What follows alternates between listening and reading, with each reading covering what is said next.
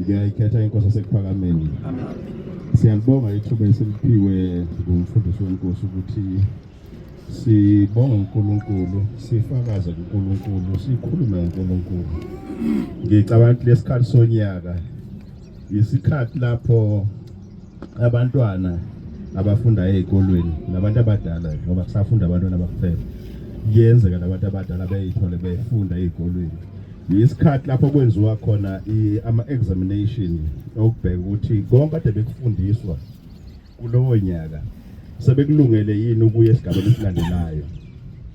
Nasemsebenzini abantu abasebenzayo isikhathi lapho kwenziwa khona ama-performance assessment kubheke ukuthi basebenze kanjani ngokwe-contract abebeyiqashelwe emsebenzini kuze kube manje. Baperforme kanjani, kuyabagculisa yini abaphathi abasuke bekuphethwe okwenzile as i-contract yakho bekuqashe ukuthi uzokwenza ukuthi lokuthi. Mangenza nje isibonelo mangathiwa uqashela ukuthi wena uzofasa amabhawodi ezimotweni, uthela uoyili, ufaka ama-spark plug, ushintsha ama-indicator, bazoku-assessa based on that. Emsebenzini kuye kubizwa kuthiwa ama-key performance indicators, ama-KPIs. Ngicabanga ukuthi isikhathi lapho nathi njengamakholwa ekufanele senze into efana naleyo efuzele siyi-assess, self-assessment ukubheka ukuthi ebekulindeleke ukuthi sikwenze sikwenzile yini. Le cellphone le ngiyiphethe, i-device le mayizo before nje babeyikhanda lapha ekhandwa khona bayebenza lento ekuthiwa i-configuration. Basuke belungisa i-operating system yayo ukuthi le cellphone kumele i-operate ngendlela ethile. Isikhathi esiningi amafoni esiwaphathayo ka-Android, i-Android yenza i-configuration efonini ukuthi izo-operate ngendlela ethile. Kodwa kuye kwenzeka ukuthi siyithole sesifaka ama-app amaningi efonini or siyisebenzise nje ifoni ngendlela esuke ilindelekile, nayo iyithole isigqilazekile. Mayise iyithole isigqilazekile uthola ukuthi i-performance yayo ayiseyinhle. Kuye kudike ukuthi wenzeni i-reconfiguration. Uyareconfigure ifoni yakho ukuthi u-upgrade i-operating system ukuze ikwazi ukwamukela umthamo womsebenzi wangaleso sikhathi. Ngifisa nathi-ke ezamakhono ukuthi sikukhumbule lokho ukuthi uNkulunkulu usithwalile unyaka wonke. Kumele sizenzele thina ama-assessment, senze introspection ukuthi ebekulindelekile kithi ezamakhono sikwenzile yini. Yes, ngokwe-configuration siyazi ukuthi umNazaretha ulindele ukuthi njalo enkonzweni ngesabatha uzoyi-self-scorer wena ezumuntu ukuthi emasabatheni awu-300 and ake sithi nje onyakeni kunamasabatha awu-200. Ngenze isibonelo, uhambe amangaka amasabatha la ubungekho ngawo isizathu yini. Ukuwenza intando yakho noma ukuwenza ukuzozuza wena noma ukuwenza ukuzozuza uNkulunkulu. Kubekulindelekile each and everything wazi ukuthi emgidini ube khona yena emgidini. Uthe usukhona emgidini uhlabelelile yini, umsinele noNkulunkulu. Ngesikhathi usino businela wena noma ubusinela abantu noma ubusinela uNkulunkulu. Sizenzele i-self-assessment ezabantu uyiscore wena. And you need to be honest with yourself. Abaphathi bakho bathokozileni ngawe kulonyaka. Ngoba silapha nje siphethwe, wonke umuntu uphethwe. Omama nabo bakhona obaphethe, amakhosazana ukhona abaphethe. Ehlala isuthi bakhona abaphethe. Abaphathi bakho ke bathokozile yini ngawe. Ngoba ungahamba isikhathi eside nabantu kuphela unyaka uthola ukuthi abaphathi bakho abathokozile ngawe. Kodwa abafuni nabo ukuthi bekhulume mhlawumbe into engakwenza ukuthi uphume enkonzweni ngoba usukhishwa izilabo, ngoba abathunyiwe ukuthi bekhipha abantu enkonzweni, bathunywa ukuthi bese abantu uNkulunkulu. Kodwa uyazazi nawe ukuthi i-relationship yami nabaphathi bami yinhle yini, ngikwenzile nebekulindelekile. Ngenhlanhla-ke akuye kube kuningi abakulindela kithi. balindele ukuthi nje lezi zinto esilindele esithunywe zona ukuthi sizenze makuthiwa kunovuka nathi endaweni ethile balindele ukuthi sibe khona. Ngiyafisa ukuthi senze leyo assessment ezabantu lapho esingezanga khona kahle, senze isiqiniseko sokuthi siyacela uNkulunkulu improve. Esenze kahle kukho senze i-assessment yokuthi bese sicela uNkulunkulu ukuthi siyacela improve nakukho, senze kahle kakhulu next year.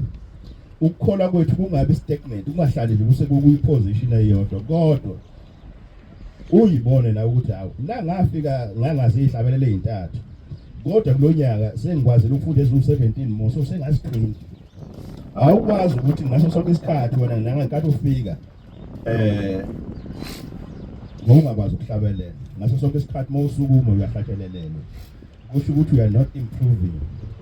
Ekukholweni kudingeka i-continuous improvement, and i-continuous improvement uyithola ukuthi ufake i-effort towards lezi zinto lezi ezikwehlulayo. Isikhathi sokuthi senze i-introspection. Umehluko ngale introspection ukuthi asizokubizwa ngabaphathi besibizele phambili besibizele egumbini ngamunye bethi ukwenzile ukuthi, kodwa ukukholwa wathi baba mkhulu kukuvuka kwenhliziyo. Uba inhliziyo yokuphikisa uyovukela ubani. So kumele sizenzele thina and you need to be honest with yourself, ngoba ekugcineni kwakho konke kunomvuzo esawethenjiswa inkosi. Umvuzo sawathenjiswa inkosi ukuthi siyovuka ngosuku lokugcina. Ekuvukeni kwethu whether senze kahle noma senzanga kahle, khona bayovuka beye kwi-eternal condemnation, baye kwahluleleni kwanaphakade bephoswe egebeni lomlilo. Thina ngoba siyilapha nje siyele ekutheni masivuka singeniswe lapho umhlali leyiyona ekhona khona, sihlale ngokwasekunene sikaNkulunkulu yizi, siname kunye naye kunaphakade. Yileyo mqhele sawethenjiswa inkosi. So you need to be honest with yourself. Akwazi ukuthi uyimakela kodwa uqamba amanga uthi you scored high points entweni wazi kahle na ukuthi you didn't do well. Your relationship with others, you need to be honest ukuthi ngibaphathe kahle nabantu engikhonza nabo, beneme yini ngawe, ngibahloniphile yini, ngikwenzile yini okufanele, ngibabele yini benginakho, ngibagodlele. Isikhathi leso sonyaka engifisa ukuthi si-reflect, senze sure ukuthi ngonyaka ozayo siba ngamakholwa angcono, senza kangcono for God's sake and for our own sake. Kubalulekile ukuthi sikwenze lokho. Singalingisa abantwana baka-Israyeli ngesikhathi besaholwa babesaholwa kwakukhona umprofeti uSamuel ngaleso sikhathi. Umprofeti Samuel wayengakafiki babesaholwa umpriest u-Eli. Amadodana kaMpriest u-Eli ayezinto engamukelekile kuNkulunkulu. uNkulunkulu ke wakhipha isijeziso ukuthi uzobajezisa ne-priesthood uzoyisusa endlini ka-Eli, ayenikeza noma ubani lo mhloniphayo uNkulunkulu. Kodwa kwathi impi sihlasela abantwana baka-Israyeli belwa namaFilistine namaFilisti. AmaFilisti kwasho ukuthi anesandla esingaphezulu, ayabanqoba abantwana baka-Israyeli. Abantwana baka-Israyeli bathi bengabona ukuthi amaFilisti angayenhle khona esingakwenzi kahle, bagijima bayolanda umphongolo wesivumelwano. Basebenzisa umphongolo wesivumelwano njenge-object, just an object ukuthi bewine impi.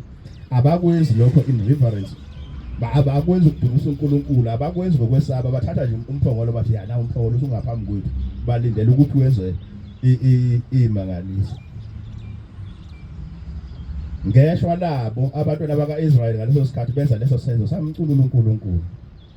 AmaFilisti abanqoba even ukuthiwa kwafa angisazi noma 48 or 30,000 wabantu, kwafa abantu abaphindaphinde kakhulu kaningi ngaleso sikhathi benze njalo, baze balahlekelwa nomphongolo wesivumelwano.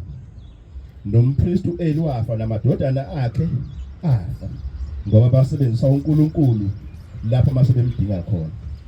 IMnazaretha siyakhumbula ukuthandaza endlini mase izimo zisixakile, kodwa during the year makuhamba kahle asimkhumbula uNkulunkulu. So ile scoring engifisa ukuthi siyenze each and every one of us ukuze sibe ngamakholwa angcono ngonyaka ozayo. uNkulunkulu athokoze ngathi. Inkosi ubusise nikuzwile. Wenu fane